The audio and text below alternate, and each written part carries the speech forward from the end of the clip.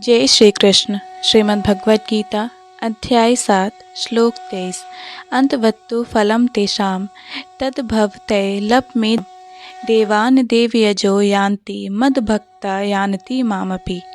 अल्प बुद्धि वाले व्यक्ति देवताओं की पूजा करते हैं और उन्हें प्राप्त होने वाले फल सीमित तथा क्षणिक होते हैं। देवताओं की पूजा करने वाले देवलोक को जाते हैं, किंतु मेरे भक्त अंततः मेरे परम धाम को प्राप्त होते हैं। तात्पर्य: भगवद गीता के कुछ भाष्यकार कहते हैं कि देवता की पूजा करने वाला व्यक्ति परमेश्वर के पास पहुंच सकता है, किंतु यहाँ यह स्पष्ट कहा गया है कि देवताओं के उपासक भिन्न लोक को जाते हैं जहाँ विभिन्न देवता स्थित हैं। ठीक उसी प्रकार जिस तरह सूर्य की उपासना करने वाला सूर्य को या चंद्रमा का उपासक चंद्रमा को प्राप्त होता है, इसी प्रकार यदि कोई इंद्र जैसे देवता की पूजा करना चाहता है तो उसे पूजे जाने वाले उसी देवता का लोक प्राप्त होगा। ऐसा नहीं है कि जिस किसी भी देवता की पूजा करने से भगवान को प्राप्त किया जा सकता है।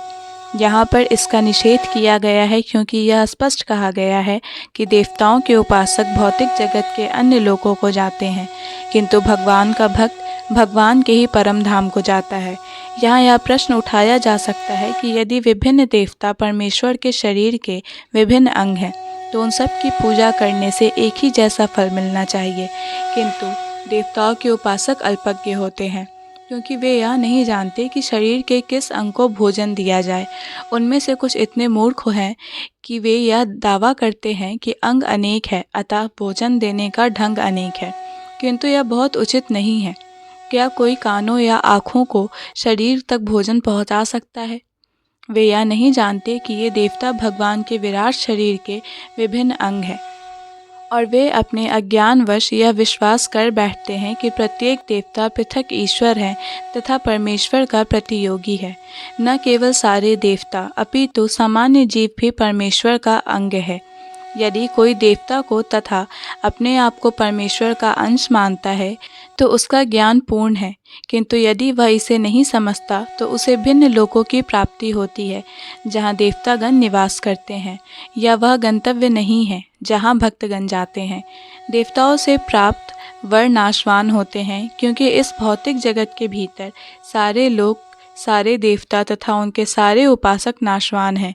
अतः इस श्लोक में स्पष्ट कहा गया है कि ऐसे देवताओं की उपासनाओं से प्राप्त होने वाले सारे फल नाशवान होते हैं। अतः ऐसी पूजा केवल अल्पज्ञों द्वारा की जाती है।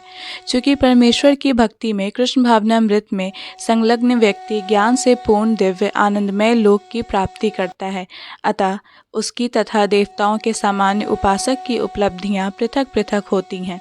परमेश्वर असीम है, उनका अनुग्रह अनंत है, उनकी दया भी अनंत है, अतः परमेश्वर की अपने शुद्ध भक्तों पर कृपा भी असीम होती है।